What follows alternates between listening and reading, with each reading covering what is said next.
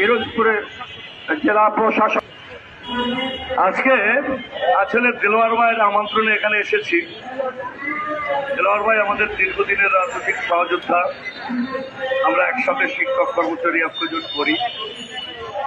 বাংলাদেশে একটা নতুন ট্রেন্ড শুরু হয়েছে, তা হলো যত্রতত্র মব সৃষ্টি করা।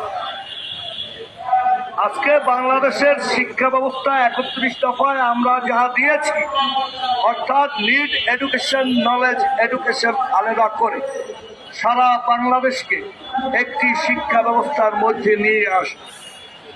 সেখানে আমাদের দলের সবচেয়ে মেধাবী অন্যতম মানুষ, যিনি সফল হয়েছে বিগত দিনের শিক্ষামন্ত্রী, লেখাপড়া যেমন বাইরে করেছেন, অভিজ্ঞতা নিয়েছেন শিক্ষা ব্যবস্থা।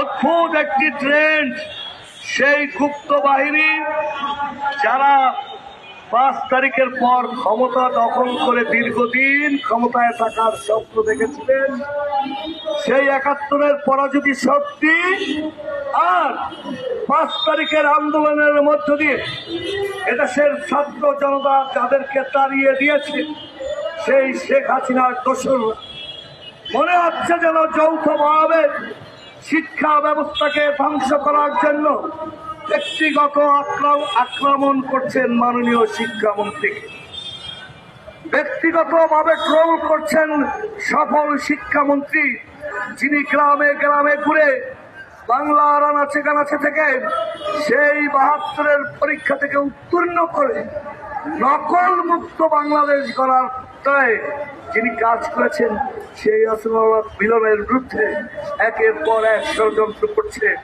হ্যাঁ, অবশ্যই শিক্ষা ব্যবস্থায় ত্রুটি আছে বিধায় তো আমরা সংস্কার করব। ত্রুটি না থাকলে তো সংস্কারের কথা আসে না। আমরা সে কারণেই বলেছি 31 দফার মধ্যে বাংলাদেশে বিনির্মাণ করতে হবে, বাংলাদেশ মেরামত করতে হবে। আর সবচেয়ে বড় বিষয় হলো শিক্ষা।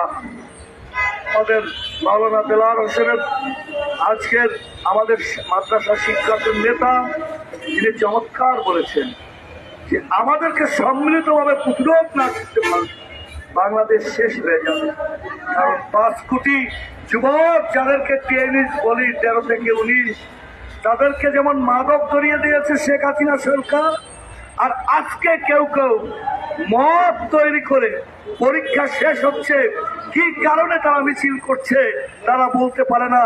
আবার ডিগ্রিতে নাকি একজনে বলছে আমি ডিগ্রি পাস পলিটিক্যাল সায়েন্সে, আবার আরেকজনে বলছে আমি আমার ভাইয়ের জন্য এসেছি। অর্থাৎ নির্ধারিত জায়গা থেকে মানুষ আসছে। এর প্রতিবাদ জানাই। শিক্ষামন্ত্রী যেমন সফলভাবে নেতৃত্বে তারেক রহমানের চাহিদা, বাংলার মানুষের চাহিদা আমরা বাস্তবায়ন করব। কোন ষড়যন্ত্র করলে আমাদের কিন্তু আন্দোলনের অভিজ্ঞতা আছে, আমরাও শিক্ষক মানুষ রাস্তায় নেমে পড়ব। এই কথা বলে আমি আমার বক্তব্য